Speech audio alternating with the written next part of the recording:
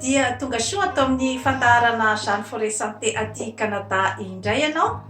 Ny resahantsika anio zany dia momba ny phénomène de société ihany dia ireo olana madinidinika izay mitranga ao amin'ny fiarahamonina iray zany ka mahatonga ny ataontsika hoe zany hoe ny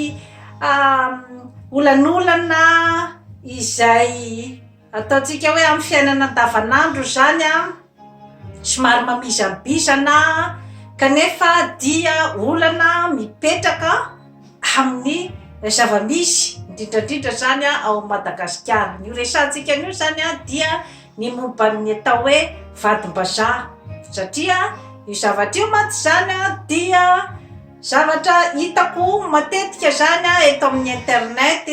ny resaka fifamaly-valian'ny olona maro samihafa momba an'io resak'io zany hoe misy zany ny vadim-bazaha izay ohatriny hoe mandefa karazana resaka zany momba ny lehilahy gasy dia mamaly koa zany lehilahy gasy hoe ohatraohatran'izao koa zany no fahitako anareo vehivavy izay manambady vazaha ka ireny zavatra rehetrarehetra ireny zany ny tenako manokana tsy de tia miditra loatra zany amin'ny resaka ohatraohatran'izay satria ny tenako koa dia tafiditra ao anatin'izay hoe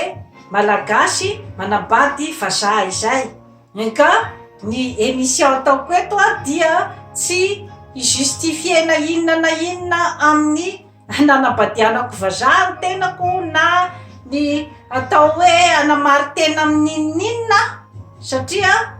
j'ai pas de compte à rendre à personne ny amin'ny hoe nanambadianako vahiny fa dia choix tamin'ny fiainana zany zavatra izany ka dia tsy nanenenako mihitsy ny nandray azy ary ny vadiko dia kanadiana fotsy hoditra. Ny antony nahatonga anahy zany nanao an'ity émission ty dia nahita vehivavy malagasy izay manambady frantsay zany izay nitomany tao amin'ny internet nitaraina mafy zany ny nanaovan'ny mpijery azy tao amin'ny YouTube zany fa dia nisy zavatra zany izay hoe mba torohevitra nagatany dia nivaliny izy dia latsalatsa opaopa zay zany no namalin'ny malagasy mpiray tanin-drazana aminy ny fangatany ka ilaza ny hevitra zany amin'ny zavatra ohatraohatran'izay satria efa niresahako teto foana ny hoe ny olanolana madinidinika ao amin'ny société anankiray dia miandrona dia mety mipoka ary miteraka zavatra loza de loza zany rehefa hoe miandrona zany efa nitantaraiky teto daholo hoe inona ny mahatonga ny resaka adipoko, inona ny mahatonga ny fanonganam-panjakana aminona olona, inona ny antony mahatonga ny ady ny violence conjugale zany rehetrarehetra izany zany dia zavatra hoe miorina tsikelikely zany miorina tsikelikely miandrona ao amin'ny société anankiray dia mety miteraka zava-doza de zava-doza satria reny ataontsika hoe génocide tany Rwanda reny dia vokatry ny lay ataontsika hoe zany lonilony eo amin'ny fiarahamonina izay tsy mety voava ohatra ny hoe ny resaka Hutu sy ny resaka Tutsi izay foko tao Rwanda zany ka dia niafara tamin'ny vonoolona matsiravina de matsiravina analivony maro tao Rwanda ka ohatraohatran'izay zany ny resaka fosafosa madinidinika ao anatin'ny société dia mety mirokatra ohatran'izany koa ny resaka nazi tamin'izany andro zany ny holocauste namonona ny juifa dia lonilony eo amin'ny fiarahamonina ihany dia ny hoe ireto juifa ireto no mpangorokarena misy zavatra tsy mazavazava mihitsy ny zavatra ataony nefa tsy hita marina hoe inona moa zany ny tena hoe pirofo mazava zay nataony juifa fa dia izay lonilony zay lonilony madinidinika dia ny afara tamin'ny famonoana juifa arivony maro ka izay zany a no antony mahatonga ay miresaka ny phénomène de société eto amin'ny fandaharana Jeanne Forêt Santé satria dia miatraika ihany koa any amin'ny fahasalamana ny lonilony madinidinika zany ka iverenako zany a ny eo amin'ny hoe resaka vadi-bazaha satria hitako zany hoe tena misy tension betsaka zany a momban'io a zavatra io zany a eo amin'ny lehilahy gasy sy ny vehivavy malagasy manambady vazaha zany matetika ka ny fijeriko zany a no apetrako eto satria ny ay a dia ny mandeha any amin'ny positif hatrany mandeha any amin'ny positif hatrany izay ihany a no ahafahanao a manana ny ataontsika hoe ny fitonitsaina manana ny asambarana manana ny fahasalamana ara-batana ara-tsaina ary ara-panahy ka ao anatin'izay ihany no ahafahanao a mitady sy mikatsaka zay mahasoanao tadidio tsara zay zavatra zay satria raha ohatra ka loha maloto feno zavatra negativa no entinao a isan'andro amin'ny fiainana dia tadidio fa tsy mitondranao makaisa tsy mitondranao makaisa zany zavatra rehetrarehetra izany satria mila manao bilan ohatra ny olombelona anankiray a rehefa mifarany taona hoe inona ny zava-bitako a tamin'ity taona ty raha ohatra ianao ka tia androso amin'ny tsaratsara kokoa ka raha ny fijeriko ny akabeazan'ny malagasy ny bilan zay ataony amin'ny farany taona dia matetika ny fiainan-drakoto ny fiainan-drabe ny fiainan-drasoa izay nitsikilovina tetsy nitsikilovina tamin'ny Facebook nitsikilovina tamin'ny email sy ny rehetrarehetra izay zany izay fe zany ny bilan ataonao any amin'ny farany taona dia iza ny voa mafy amin'izay fotoana zay ianao ihany ka eto amin'ny fandaharana Jeanne Forêt Santé dia ny manentana anao ny andeha amin'ny tsaratsara kokoa ny isondrotanao amin'ny fiainana ary ny amoahanao ny talentanao ny amin'ny hoe inona ny zavatra mampisongadina anao a hatafita ny fiainanao a amin'ny tsaratsara kokoa ka iverenako zany a ny resaka hoe vadi-bazaha satria io zany a dia tsy siafan'ny ataontsika ihany koa zany hoe mialako bika tsy tiako tarehy koa io zavatra io raha eo amin'ny fiarahamonina zany satria dia maro dia maro mihitsy no makahala raha vao zany hoe resaka hoe vadi-bazaha zany de tena maro dia maro mihitsy zany a ny karazan-javatra zany a ny anekdoty izay omena an'ilay vehivavy zany iza nefa ny manao an'izany ny fiarahamonina ihany inona ny antony maro dia maro ny ao ambadikin'io fankahalana an'io vadi-bazaha io mena azy daholy ny karazana etikety rehetrarehetra ny hoe makrela karazana etikety rehetrarehetra ny hoe tia vola ny karazana etikety rehetrarehetra dia ny hoe makahala lehilahy gasy ka manodidina an'izay zavatra rehetrarehetra izay zany ny fijeriko zany a no atolotra anareo eto satria dia sala amin'ny olombelona rehetrarehetra ihany a ny vadi-bazaha ary ny vazaha izay vadiny dia olombelona ihany koa olombelona sahala amin'ny lehilahy rehetrarehetra na malagasy na vazaha dia tsy misy mahasamihafa azy fa nahoana no hoe rehefa hoe olona zany a hoe vehivavy manabady vazaha zany a dia omena nyity karazana etikety rehetrarehetra ity voalohany indrindra aloha zany a dia sahala amin'ny zavatra miavaka rehetrarehetra ihany koa amin'ny fiarahamonina dia tsy betsaka akory zany hoe manabady vazaha zany raha ny gasy satria azo lazaina zany hoe ilay olona miavaka ihany zany ao amin'ny fiarahamonina ka rehefa hoe ao anatin'izay hoe miavaka izay moa zany ianao dia tsy maintsy ataontsika zany misarika kokoa zany ny mason'ny olona ary misarika ihany koa zany a ny ataontsika hoe zany hoe ny attention sy ny misarika ihany koa zany a ny olona andeha hiamatatra bebe kokoa ny fiainanao ka rehefa ianao koa zany any hoe ny safidy an'izay lalana zay a nabady vazaha dia tokony ihany koa zany ianao a efa miandry amin'izay zavatra zay efa misatandra zany a amin'izay a conséquencen'izay zany amin'ny fijerin'ny manodidina izay akory tsy milaza fa hoe ny fijerin'ny manodidina no mety raha ohatra ka hoe ianao zany a efa miandry amin'izay zavatra zay eo ihany koa zany a ny hoe resaka mahatonga koa zany a ny hoe ny vadim-bazaha voatery tsy maintsy voaresaka foana zany ao anatin'ny ataontsika hoe zany hoe sokajin'ny olona izay a cible ny karazana ataky rehetrarehetra zay efa niteneniko teo hoe satria vitsy miavaka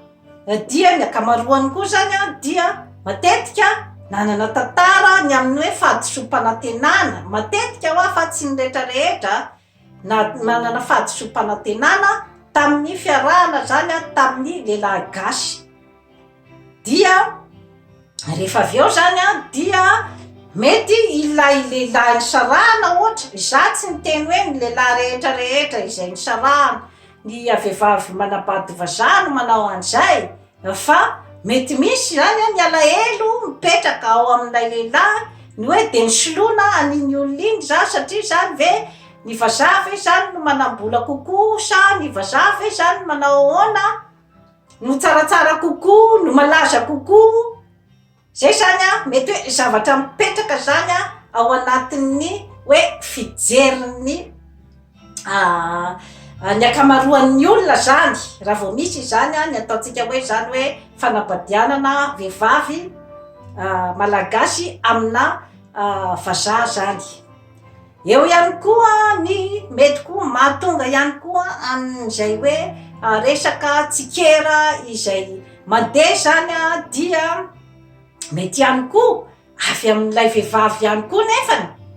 za kosa nefa tsy miteny hoe ny vehivavy vadim-bazaha rehetrarehetra de manao an'izay satria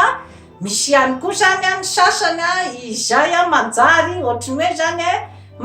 lasa poerapoera be loatra ngambany amin'ny hoe fanabadianana vazaha de hoe ngamba mety misy ihany koa zany ny manambany ihany koa zany ny lehilahy gasy kanefa io zavatra io moa zany a raha ohatra ka misy izay disadisa amin'izay hoe fanambaniana zay a dia mety misy zany a ny hoe ataontsika hoe zany hoe blessure tao amin'ny fiarahany tamin'ny lehilahy gasy teo aloha zany mety misy ratrapo izay nateraky ny fiarahany tamin'ny lehilahy gasy teo aloha ka mahatonga azy zany a ny hoe ohatrany hoe manana n'izay tao hoe karazana lolo-po zay izy zany a dia metefa any amin'ny ataontsika hoe zany hoe fanaratsiana na ny fanambaniana kanefa dia averimberiko foana eto amin'ny zany forêt santé fa ny fanajana dia zava-dehibe amin'ny fiainana satria tsy misy olona azonao a opaopana fotsiny zany indrindrandrindra ty amin'ny tany vaventy zany ny atao hoe intimidation dia azo toriana amin'ny polisy io satria tsy misy olombelona azonao opaopana zany na ataontsika raha hoe olona izay ataontsika hoe zany hoe migadra satria nisy zavatra eloka nataony de ny fitsarana no manao ny asany amin'izay fotoana zay fa amin'ny maha-olombelona azy zany a de tsy manana droit ianao a ny hiporter jugement aminy a sy ny hoe anopa azy a amin'ny amin'izay circonstance zay fa ny lalàna no manao ny asany ka zavatra ohatraohatran'izay zany a no tiako ampitaina satria ilay ataontsika hoe zany hoe karazana fitsarana ivelany sy ny hoe karazana alagobika tsy tiako tarehy hoe rehefa tsy mitovy hevitra amiko rehefa tsy mitovy fijery amiko rehefa alakalako fotsiny ny bika manendrika ao a dia manana droit ny tenako ny andeha anaratsy anao anitsana zay moa zany ny tena vocabulaire anitsana an'ilay olona anankiray satria io zany io resaka fanitsanana io zany dia efa lamody koa zany io ao Madagasikara ny hoe manitsan'olona kanefa dia tsy mitondra antsika makaiza zany zavatra rehetrarehetra zany tsy mampandroso satria misy karazan'olona ny eritreretiny fa isondrotana dia ny fanitsanana olona iray izany hoe rehefa ahitsany amin'ny tany zany ny olona anankiray dia izay zany ny eritreretiny fa izay no ampisondrotra azy tsy tompoko ny ezaka avy any aminao no ahafahanao mandroso fa tsy ny fanitsahanao an'ilay olona amin'ny tany zay zavatra zay dia tsara ho fatarina satria dia ianao ihany ange no mametraka karazana fantsika amin'ny toerana zay alehanao raha ohatra ka zay ny fomba fiadinao ny hoe manitsana ny mba hisondrotana satria na ny olona koa nge mahitanao koa zany amin'izay toetranao zay dia lasa mahina koa ny olona hoe sao dia mba hitsanyity olona ty eto koa zany izay angele izy ka rehefa izay manitsany zay zany no ao anatin'ny toe-tsain'ny fiarahamonina manitsana andrakoto manitsana andrabe manitsana andrasoa dia tsy hiezaka tsony izy tsy hiezaka tsony fa izay fanitsanana dia maromaro ny manana an'izay toe-tsaina manitsana indray dia miandronandrona zany ireo karazan'olona rehetra manana toe-tsaina manitsana indray dia izay ange no mitarika hatrany amin'ny ataontsika hoe zany hoe adimpo hatrany amin'ny atao hoe fanonganam-panjakana ny zavatra madinidinika ohatran'izay ka izay zany no tsara azavaina eto ka raha ohatra maka manokana zany an'ity sujet vadim-bazaha ty dia manolotra ihany koa ny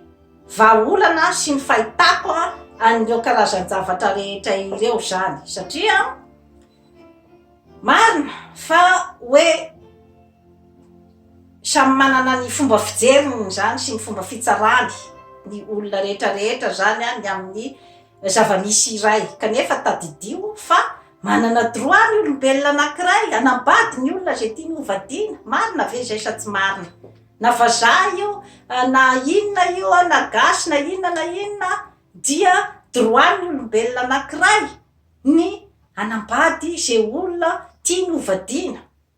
zay aloha dia tsy misy lalàna mandrarany zay zavatra zay eo ihany koa ny hoe manana droit ny olona iray hanana ny ataontsika hoe zany safidy sy ny vie priveny izany hoe ny zay fiainany zany tsy misy tokony hidiran-drakoto na hidiran-drabe ny fomba fitondrany ny fiainany fa raha ohatra kosa hoe fitondrana fiainan'olona anankiray anga zay manelingelina olona hafa amin'izay fotoana zay dia amin'izay fotoana zay no manana droit andeha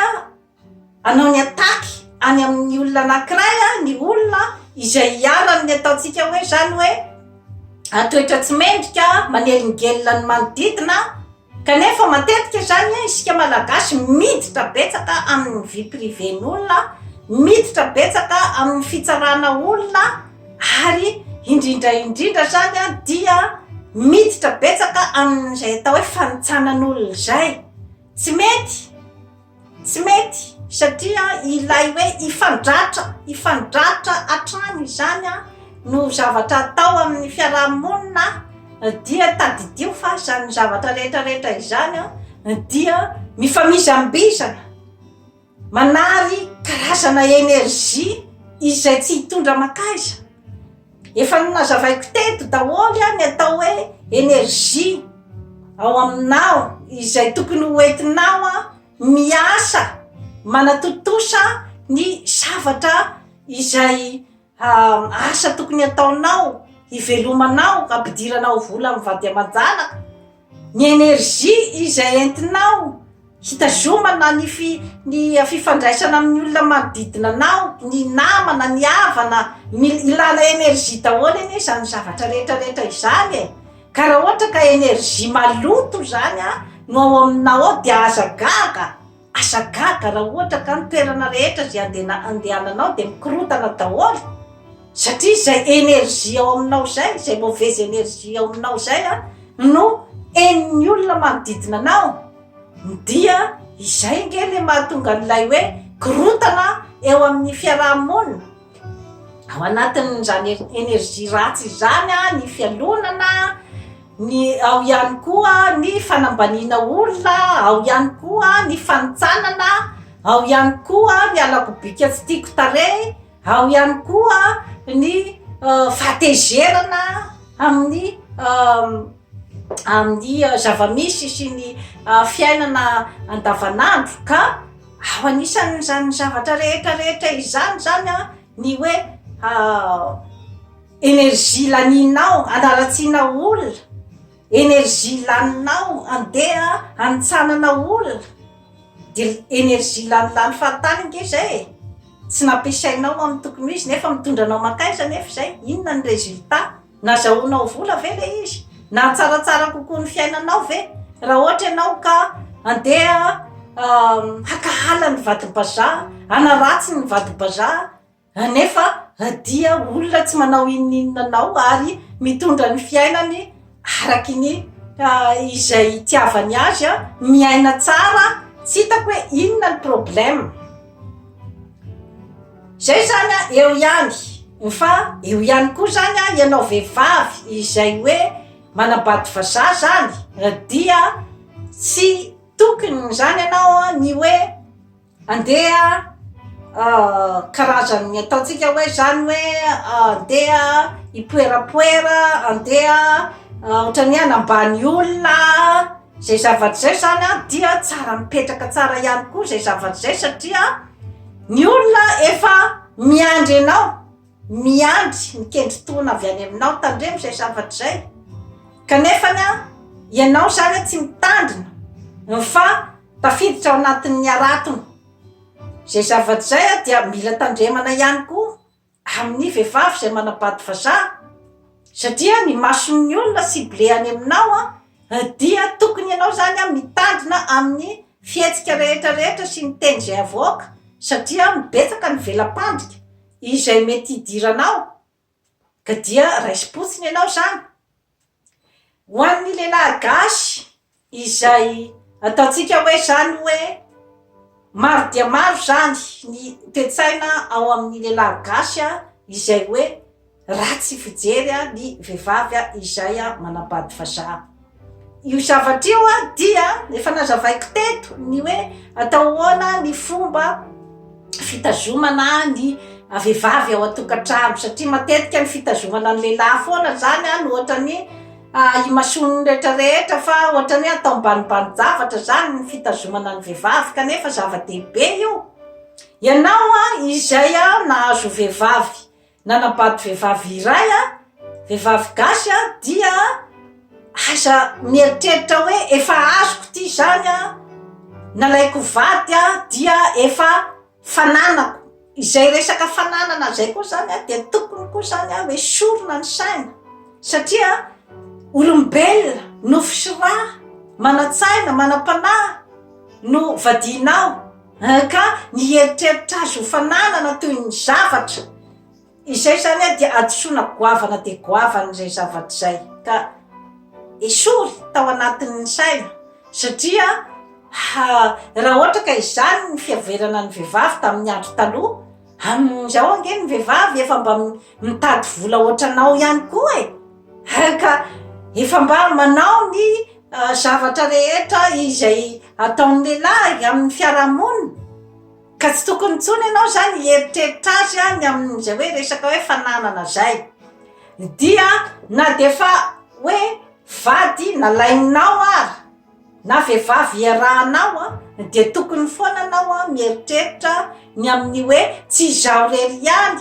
no manana maso mahita an'ity vadiko ity, izany hoe ny zavatra tokony ataonao ao anatin'ny sainao koa zany a de ny hoe ao anatin'ny concurrence ianao tokony ataonao ao anatin'ny saina izay zavatra zay hoe ianao koa zany a mba manao concurrence ihany koa ka betsaka zany a ny hoe fanaratsiana an'ilay lehilahy vazaha fa toy izao sy toy izao mba jereo ihany koa hoe inona ny zavatra ataon'ilay lehilahy vazaha mahatonga ny vehivavy ho voasitina avy any aminy tsy resaka hoe voatery ho resa-bola daholo io zavatra rehetrarehetra io betsaka ane ny lehilahy manam-bola ny lehilahy gasy manam-bola e tsy resaka hoe voatery ho tsy maintsy hoe resaka situation na ohatra zany na hoe faripahaizana na inona betsaka ny lehilahy manam-pahaizana ny lehilahy gasy betsaka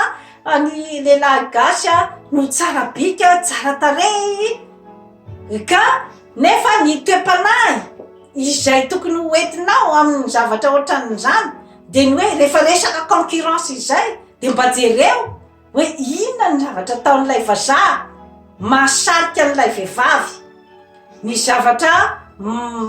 matetika zany hita dia mampiseho fitiavana bebe kokoa zany ny lehilahy vazaha zany hoe milaza ny ao am-pony ary dia milaza ny fitiavany mitory fitiavana amin'io vadiny io na efa vadiny efa 4 taona dia mbola hitoriany fitiavana foana zany zavatra zany nefa dia betsaka ny mitaraina ny hoe tsy hita amin'ny lehilahy gasy zany matetika izay zavatra zay ny hoe mba tambitamby fitoriana fitiavana ny fanajana mbola betsaka zany ny vehivavy mitaraina fa tena ohatrany hoe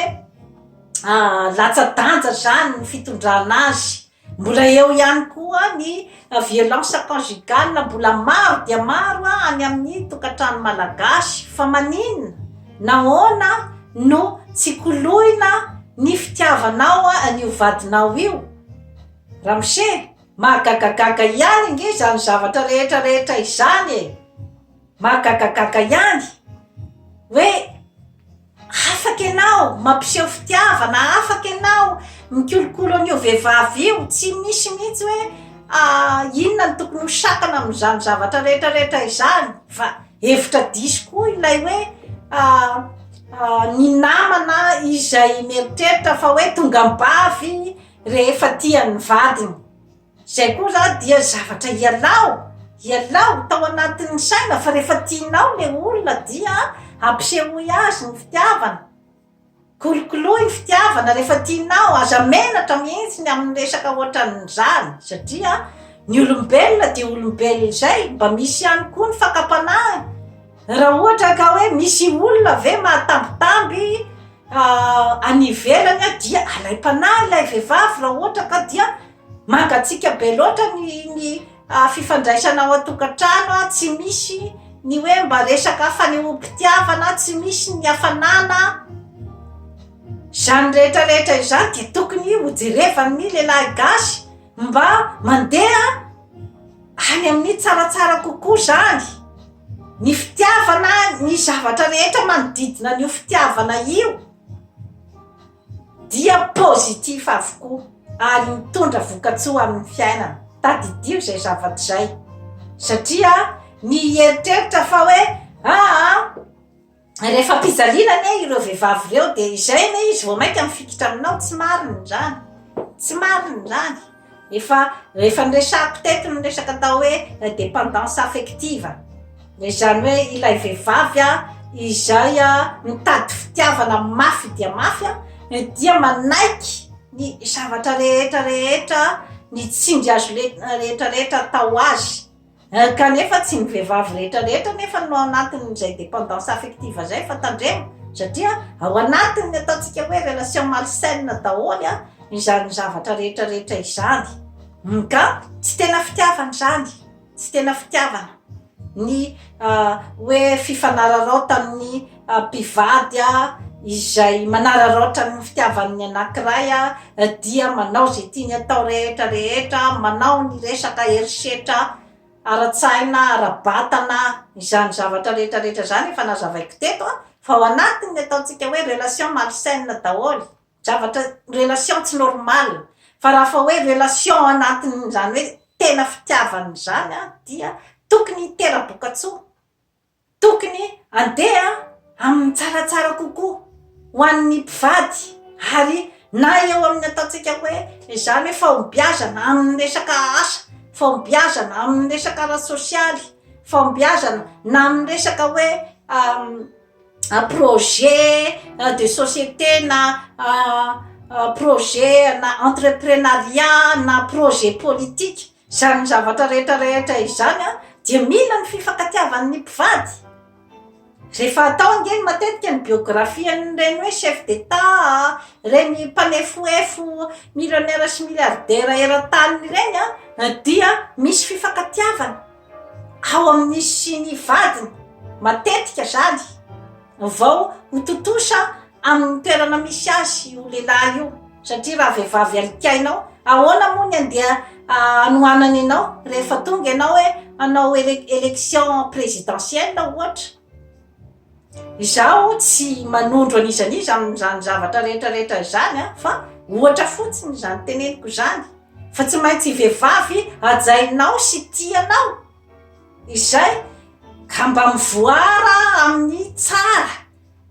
ianariny ny zavatra tsara amin'ny vazaha, ianariny ny zavatra jerevo reny Barack Obama sy Michelle Obama reny, mainty hoditra ne reny fa zany hoe mainty hoditra mba ataontsika zany hoe efa nivoatra ny toe-tsaina dia efa mba manaja zany atao hoe fifankatiavany zany, mpivady mifankatia reny ary mifanohana. Ary Michelle Obama no tena manohana mihitsy any Barack Obama nahatonga azy ho filoham-pirenena ary nanohana azy hatramin'ny farany mihitsy amin'ny zavatra rehetra izay nataony, nahatonga ny fahombiazana amin'ny toeran'io. Ka nahoana ianao izany zavatra zany tsy mila vola zany fitiavany zany, fa zavatra azonao enao dia afaka mamorona an'izany ao aminao. Ka io dia rena goavana be,